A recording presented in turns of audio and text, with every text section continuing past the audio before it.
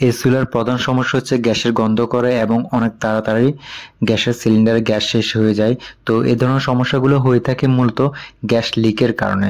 তো চুলার পিছনে যে এলবো ব্যবহার করা হয়েছে গ্যাসের পাইপ সংযোগ দেওয়ার জন্য, ওই এলবোতে অনেক সময় লিক থাকে। এখন আমরা দেশলাইট দিয়ে আগুন জ্বালিয়ে দেখবো লিক আছে কিনা।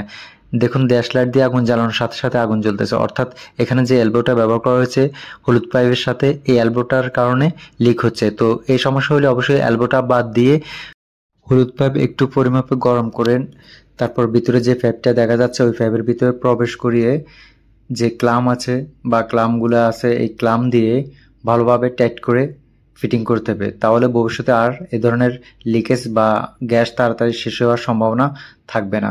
এটা হচ্ছে একবারে ফাইনাল একটা সমাধান। এইভাবে যদি সমস্যাটি সমাধান করেন তাহলে ভবিষ্যতে লিকেজের সমস্যা আর কখনো থাকবে না।